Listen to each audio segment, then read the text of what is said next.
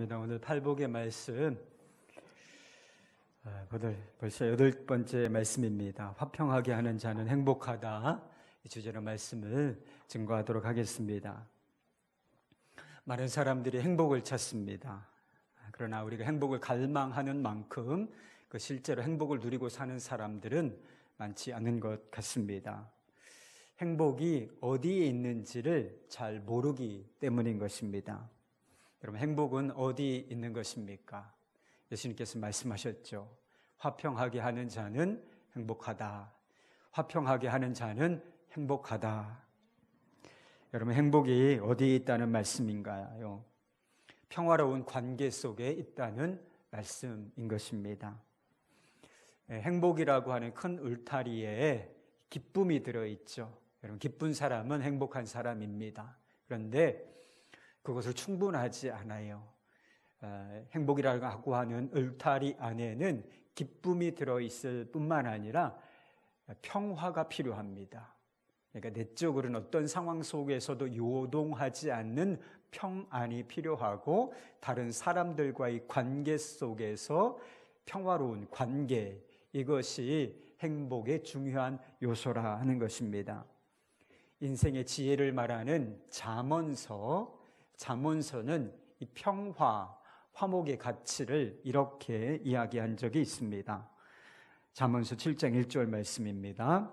마른 떡 한 조각만 있고도 화목하는 것이 제육이 집에 가득하고도 다투는 것보다 나으니라.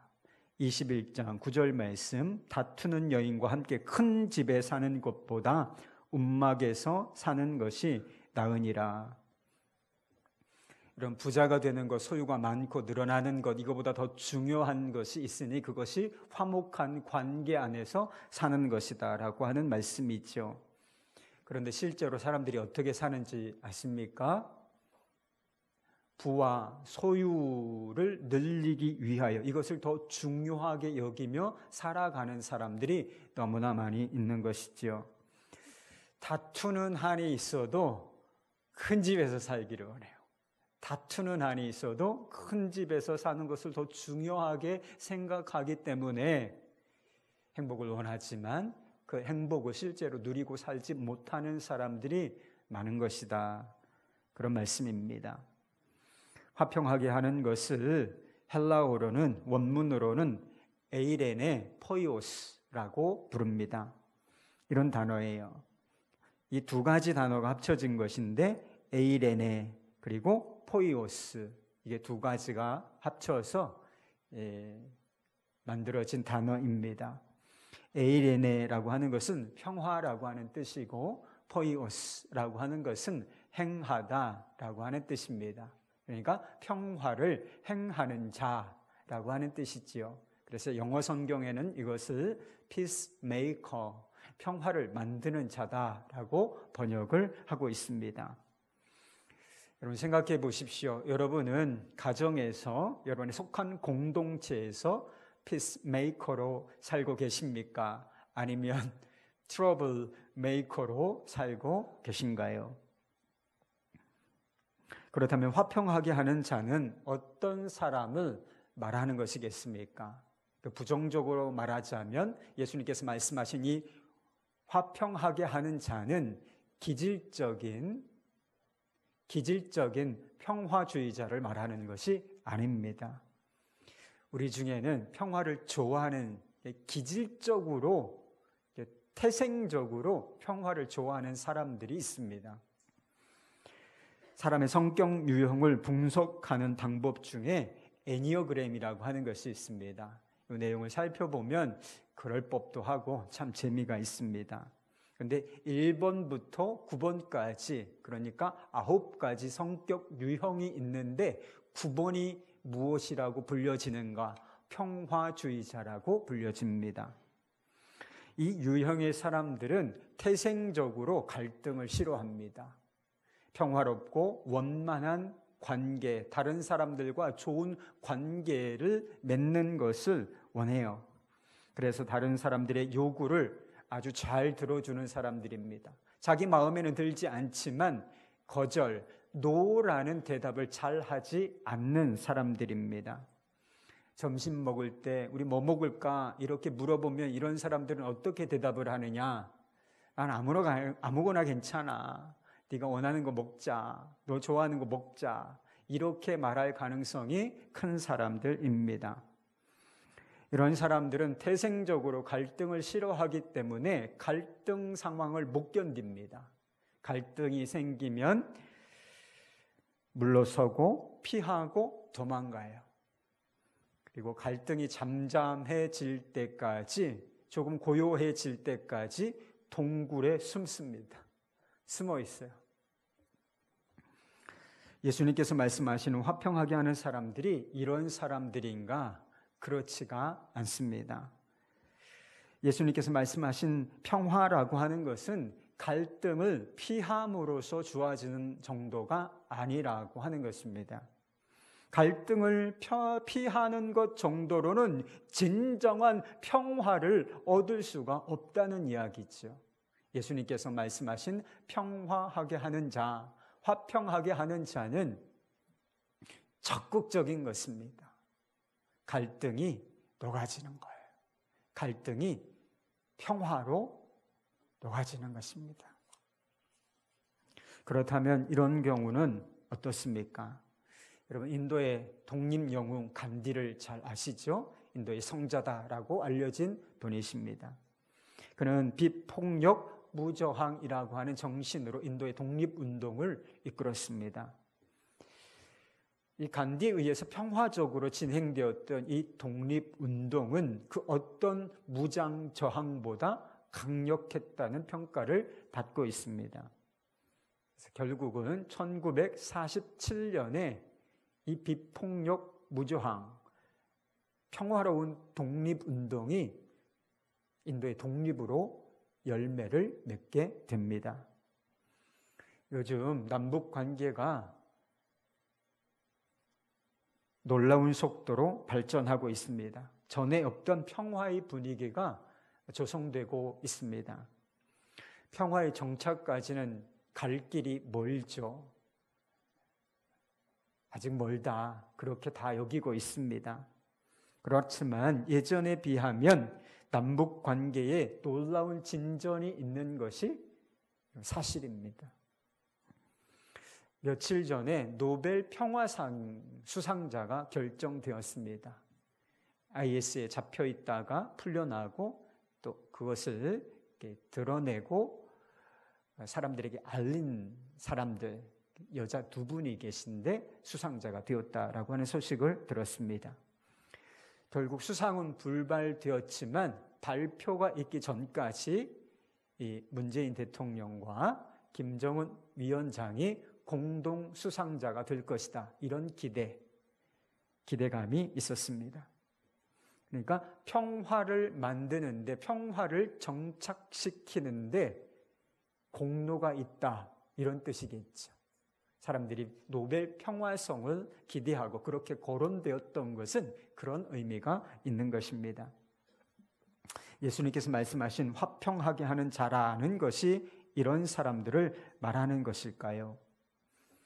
간디의 평화적인 독립운동이나 우리 대통령의 평화적인 노력, 정부의 평화적인 노력, 다 가치가 있는 것이고 다 귀한 것이다. 저는 그렇게 여기고 있습니다.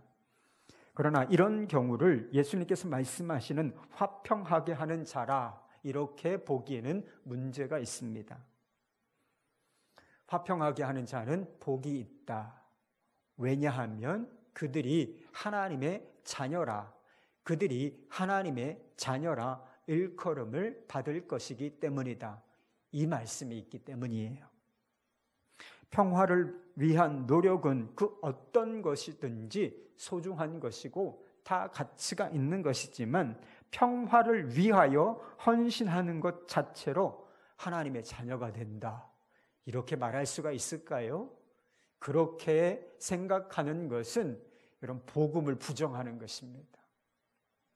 우리가 하나님의 자녀가 되는 길이 어디에 있습니까? 우리가 어떻게 하나님의 자녀가 될 수 있는 것이죠? 단 한 가지 길밖에는 없는 것입니다. 오직 그리스도 안에만, 우리가 예수 그리스도를 마음속에 영접하고 그분 안에 거할 때만 우리가 하나님의 자녀가 될 수 있는 것입니다. 이것이 복음이 말하는 진리예요. 다르게 표현하면 예수 그리스도를 빼놓고 진정한 평화를 말하는 것이 불가능하다, 이런 뜻과 동일한 것입니다. 여러분, 세상에서 평화를 노력하는 사람들이, 평화를 위해 헌신하는 사람들이 없는 것은 아니지요.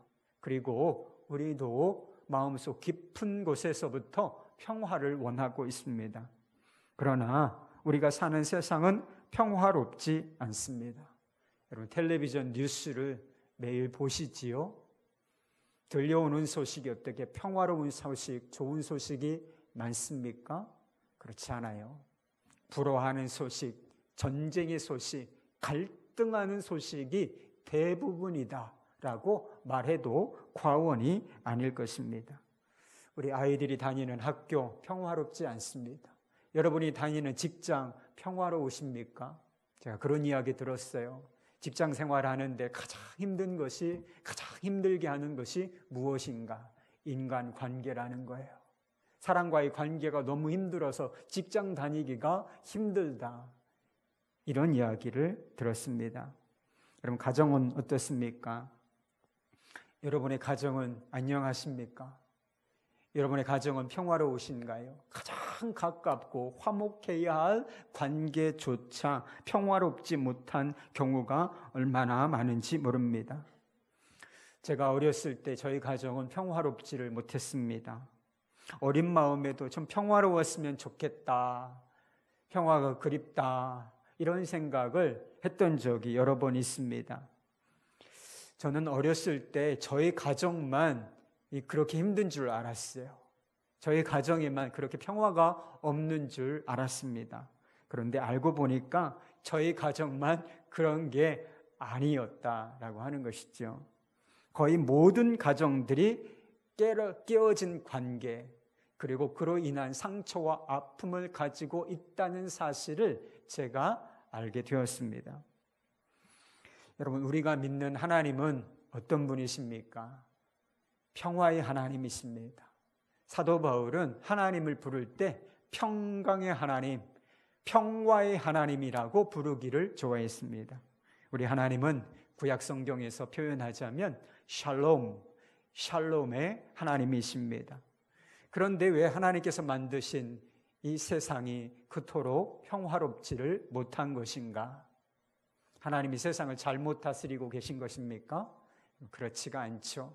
하나님께서 만드신 이 아름답고 완벽한 평화로운 세상에 죄가 끼어들어 왔기 때문인 것입니다.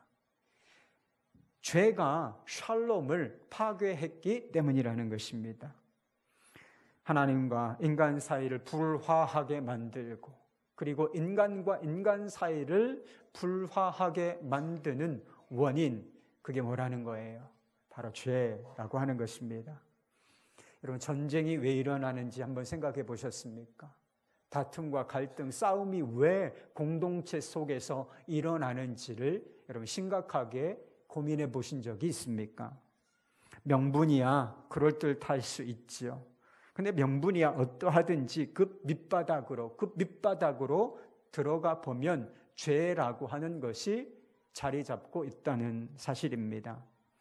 다른 사람을 지배하고 내 욕망대로, 내 마음대로 하고 싶어하는 이 욕망, 인간의 마음속에 있는 탐욕과 이기심, 시기와 질투, 불의와 거짓, 교만과 분노가 있기 때문입니다. 여러분, 이런 마음들이 충돌하는 것, 그게 갈등이요, 그게 불화요, 그게 전쟁이라는 것입니다. 두 사람이 한번 싸우고 있다고 한번 생각해 보세요. 여러분도 누군가와 이렇게 언성을 높이면서 싸워본 적이 있으십니까? 그런 장면을 한번 상상해 보세요. 둘 다 자기가 옳다고 주장합니다. 서로를 향해서 그건 잘못됐다고, 그것은 나쁜 것이라고 주장합니다. 그러나 두 사람이 싸우고 있다면 어떤 형식으로든지 그 밑바닥에는 죄가 있다는 거예요. 그 마음속에 죄가 있다는 것입니다. 사실 두 사람이 이렇게 싸우고 있다는 것 사실 자체가 죄예요. 하나님이 보시기에는 갈등 자체가 죄입니다. 판교에 경부 고속도로 옆에 위치해 있는 큰 교회가 있어요. 언덕 위에 이렇게 높이 지어져 있는 그런 교회가 있습니다. 우리들 교회라고 하죠. 근데 외벽에 아주 대형 현수막을 항상 걸어 놓아요. 그리고 이렇게 시마다 때마다 그 문구를 이렇게 바꾸어 놓는 것을 제가 보았습니다. 그러니까 지나가는 차들이 이게 빠르게 지나가면서도 다 그 문구를 볼 수 있을 정도로 아주 크게 간단한 문구를 적어 놓는다는 것이죠. 그런데 얼마 전에는 이런 문구가 걸려 있었습니다. 결혼의 목적은 행복이 아니라 거룩입니다. 결혼의 목적은 행복이 아니라 거룩입니다. 여러분은 이 말의 뜻이 이해가 되십니까? 제가 사람들의 반응을 한번 인터넷으로 찾아봤습니다. 사람들이 이 말을 이해할까? 예수 믿지 않는 사람들은 거의 다 이 말의 뜻이 무엇인지를 이해하지 못하고 있었습니다. 이게 무슨 뚱딴지 같은 소리냐요? 이게 무슨 헛소리냐요? 다 그렇게 반응하고 있었습니다. 결혼의 목적은 행복이 아니라 거룩이다. 예수를 믿는 여러분이 이 말씀의 뜻이, 말씀은 아니죠. 이 말의 뜻이 이해가 되십니까?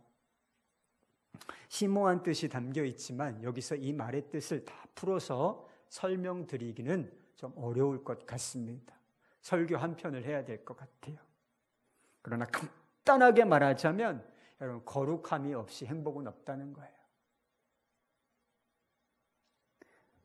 우리가 하나님의 거룩한 성품에 참여하게 될 때 비로소 선물로 주어지는 것이 행복이라는 거예요. 그러니까 행복 자체를 추구해서 행복해지는 것이 아니라 거룩을 추구하고 하나님과 거룩한 관계를 맺고 부부 사이의 관계가, 그리고 우리의 마음이, 우리의 삶이 거룩해질 때에 하나님께서 주시는 행복을 선물로 받게 된다는 뜻입니다. 그러니까 행복 자체를 위하여 목적을 삼고 살지 말고 하나님의 말씀이 내 마음 가운데, 그리고 우리 가정 가운데, 부부 가운데 이루어지는 것을 목적으로 삼으라, 이렇게 말하는 것이었어요. 여러분, 거룩하지 않으면 행복은 없습니다. 죄가 존재하는 한 우리는 결코 평화로운 관계, 화목한 관계를 맺을 수 없습니다. 갈등이 잠잠해지고 싸움이 잠시 그칠 수는 있습니다. 그러나 죄가 근본적으로 해결되지 않으면 우리에게 진정한 평화도 오지 않는다는 뜻인 거죠. 지금 미국과 북한이 종전선언을 두고 줄다리기를 하고 있습니다. 이제 give and take이라고, 너 뭘 줄 거야? 넌 뭘 줄 거니? 이러면서 종전선언을 놓고서 줄다리기를 하고 있습니다. 종전선언을 한다는 것은 상징적으로 큰 의미가 있다, 중요한 일이라고 싶습니다. 그러나 종전선언을 한다고 정말 전쟁이 그치는 것일까? 이 땅에 진정한 평화가 오는 것일까? 그런 생각을 해보게 됩니다. 여러분, 그렇지가 않아요. 종전선언을 하고도 얼마든지 다시 적대적인 관계로 돌아갈 수가 있고 전쟁이 다시 일어날 수 있습니다.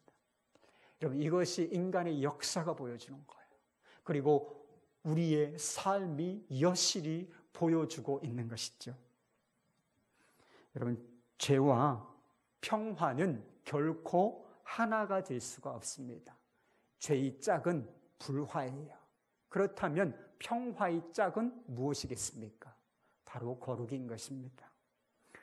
야고보는 그 진리를 이렇게 말한 적이 있습니다.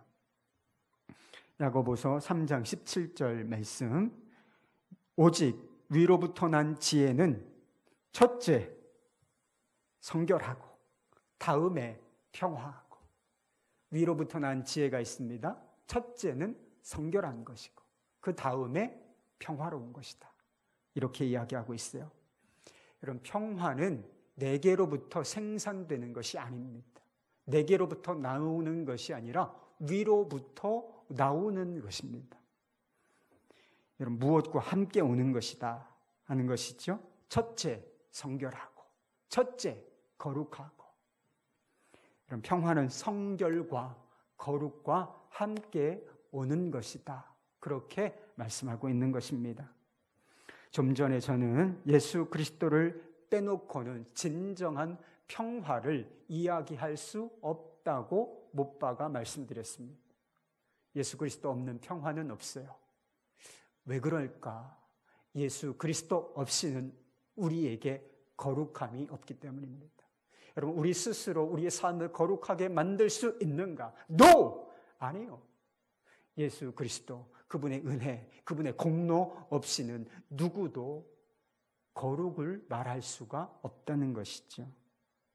죄를 벗어나 의롭다함을 받을 수가 없습니다. 여러분, 진정한 피스메이커는 누구인가요? 여러분, 피스메이커로 살아보셨어요, 지금까지? 가정에서 평화의 조성자로 살아보신 적이 있습니까? 여러분, 학교에서나 직장에서 평화를 만드는 자로 살아보신 적이 있습니까? 여러분, 우리가 언제 그렇게 살아봤어요? 우리는 피스메이커가 아닙니다. 진정한 피스메이커는 우리 주 예수 그리스도인 줄로 믿습니다. 에베소서 2장 14절 말씀, 그는 우리의 화평이신지라. 그는 우리의 화평이신지라. 둘로 하나를 만드사 원수된 것을 곧 중간에 막힌 담을 자기 육체로 하셨다. 하나님과 우리 사이에 막힌 담이 있었다는 거예요. 결코 하나 되게 하지 못하는 막힌 담, 그게 바로 죄예요.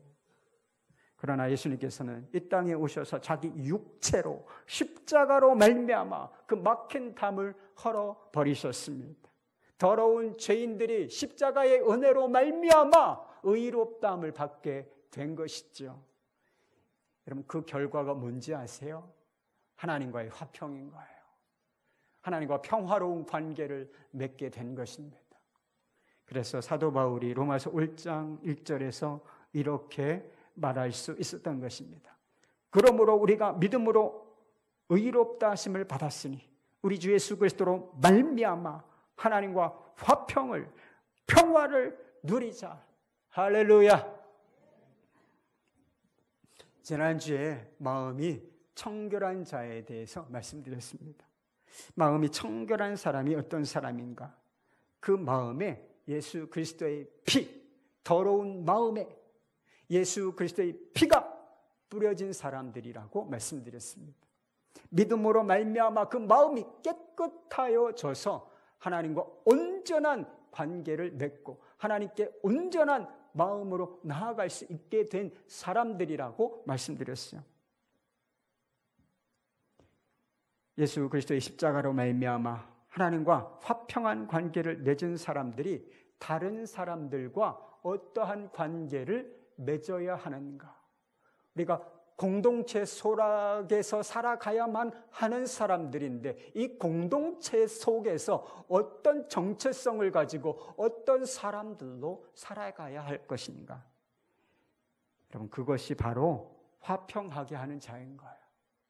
마음이 청결한 사람, 비로소 그 사람이 평화하게 하는 자로 살 수 있다는 말씀인 것이죠.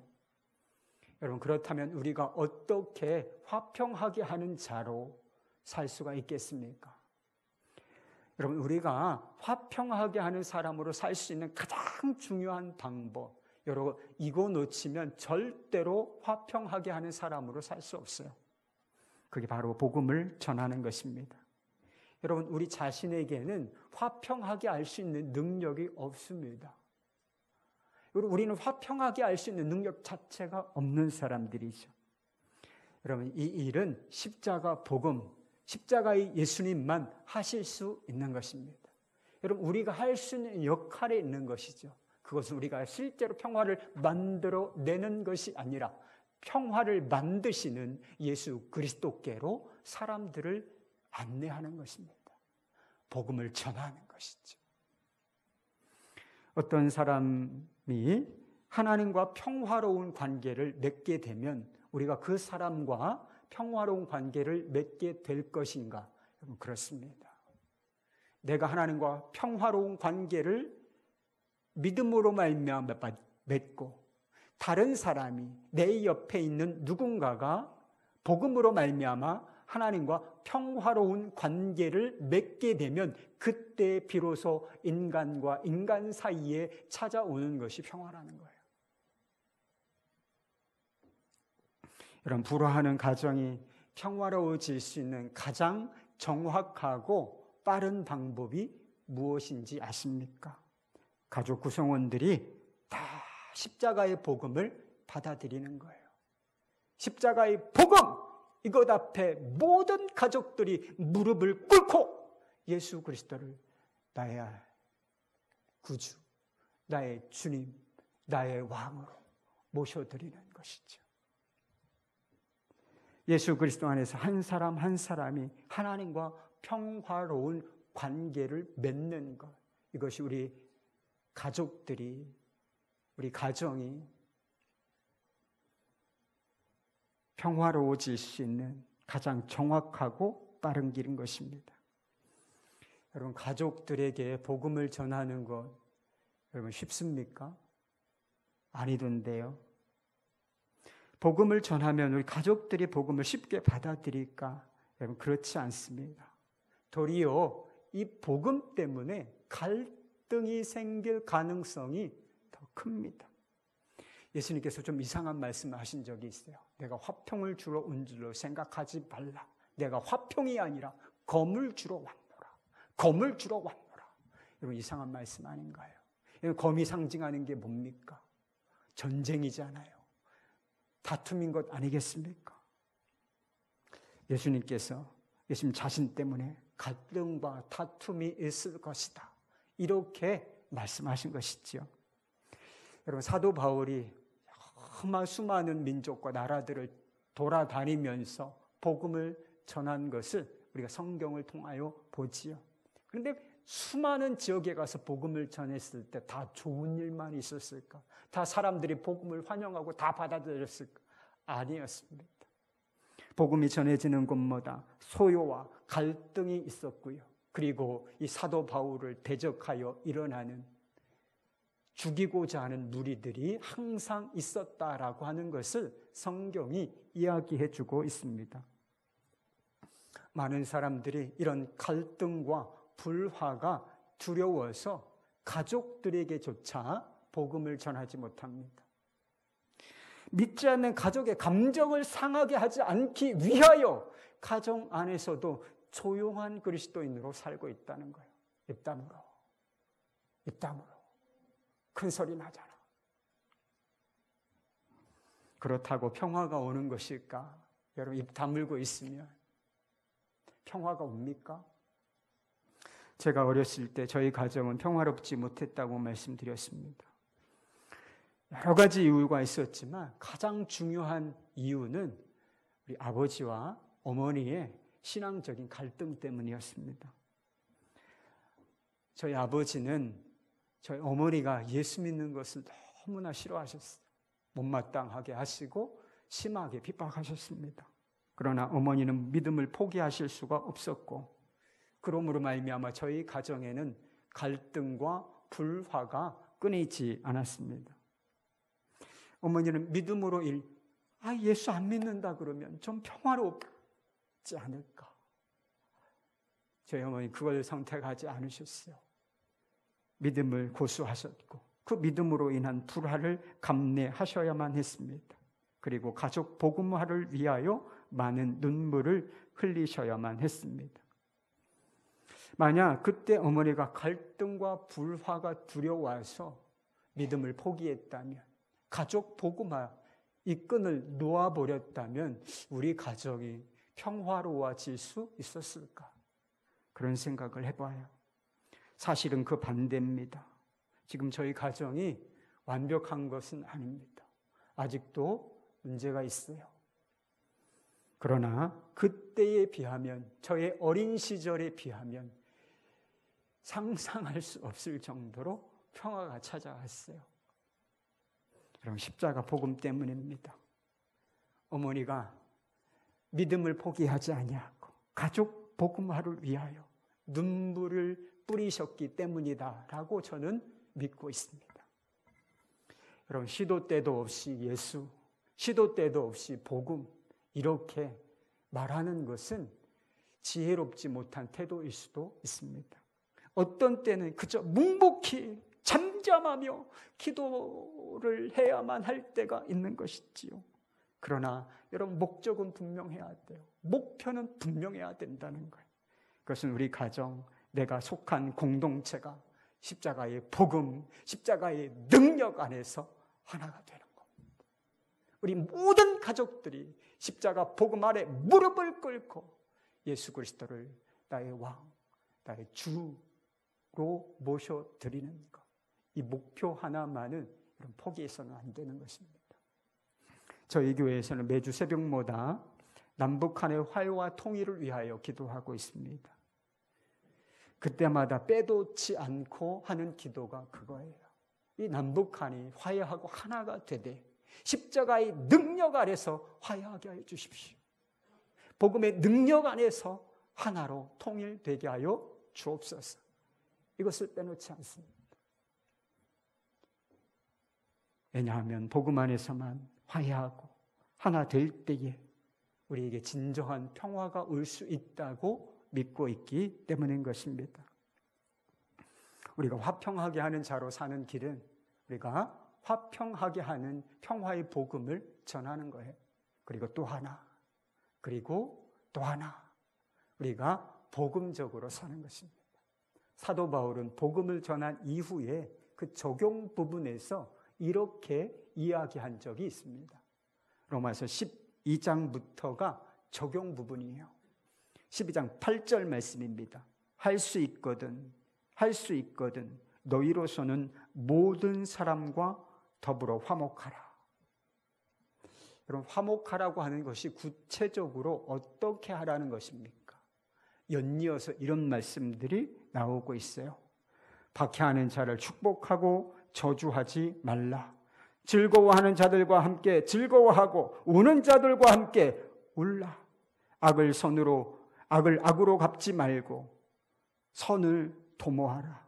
원수가 줄이거든 먹이고 목마르거든 마시게 하라. 한마디로 말하면 죽으라는 겁니다. 공동체 안에서 죽으라. 또 감정, 내 뜻 죽으라. 그리고 하나님의 뜻을 행하라. 복음적으로 살라라고 하는 말씀이죠. 여러분, 정말 우리가 이렇게 살면 우리가 속한 공동체에 평화가 오겠습니까? 여러분, 물론입니다. 그런데 누가 이런 사람으로 살 수 있겠습니까? 십자가의 사랑을 아는 사람밖에는 없는 거예요.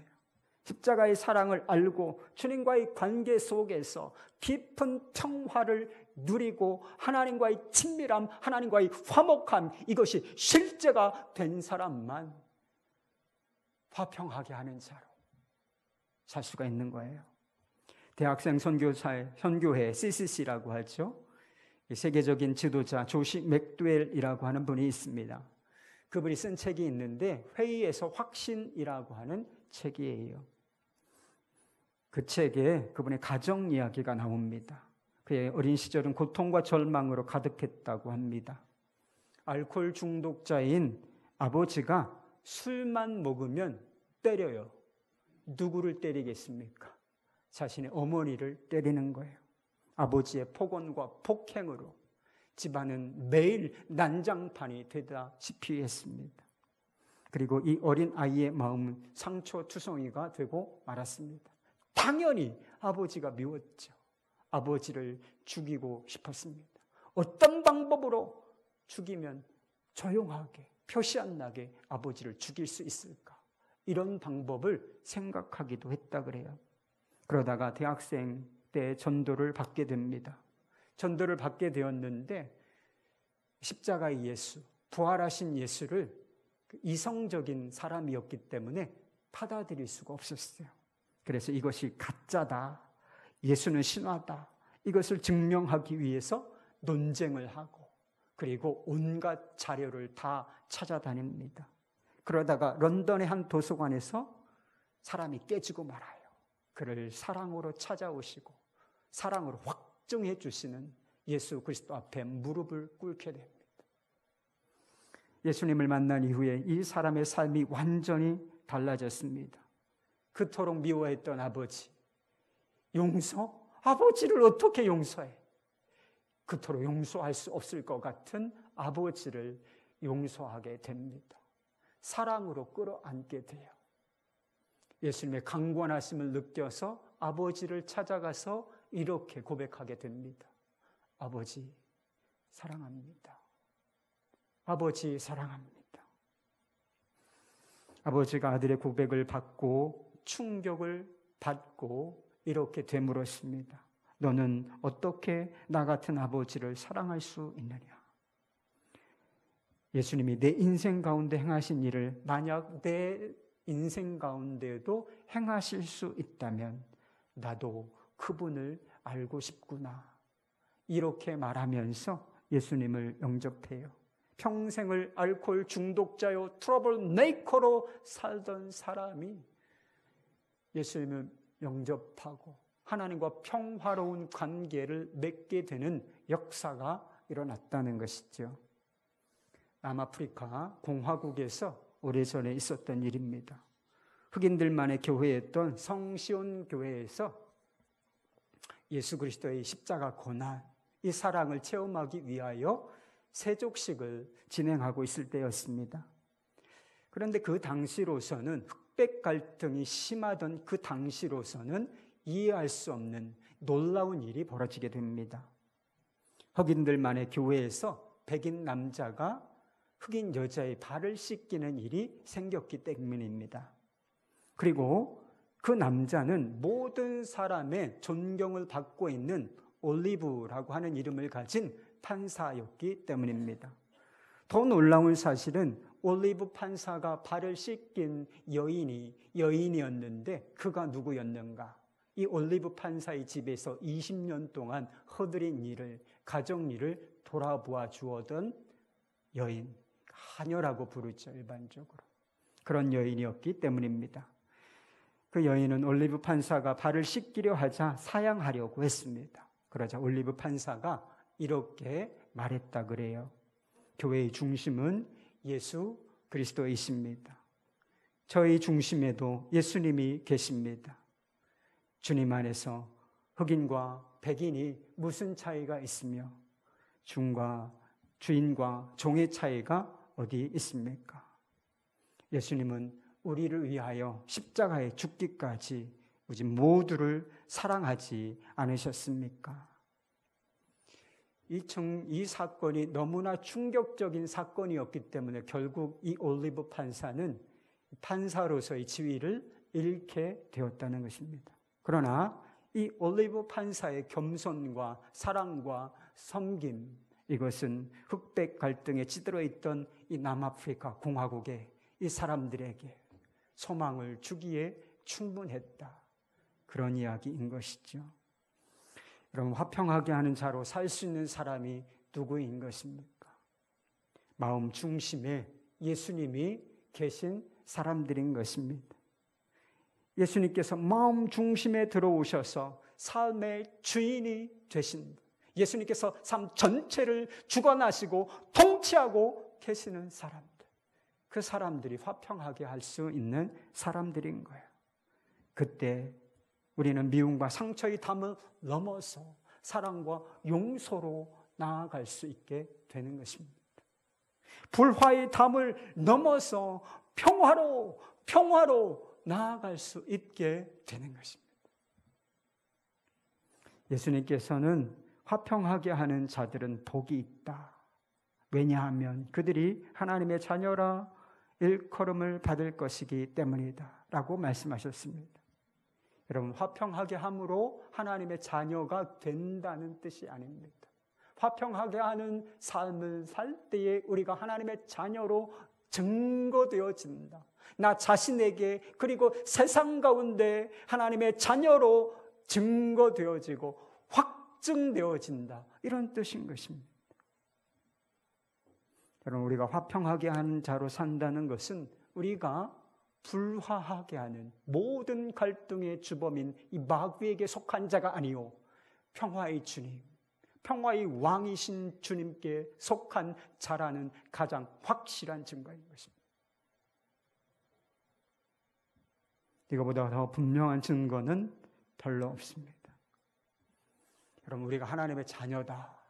이것이 내게 확증되어지고 이것이 세상에 증거되어지는 것. 여러분, 이것보다 더 영광스러운 것은 없는 것입니다. 너는 내 사랑하는 아들이다. 너는 내 사랑하는 딸이다. 여러분, 여기에 모든 축복이, 모든 영광, 완전한 미래가 다 담겨 있는 것이다 하는 것이죠. 여러분, 이제 성찬을 받겠습니다.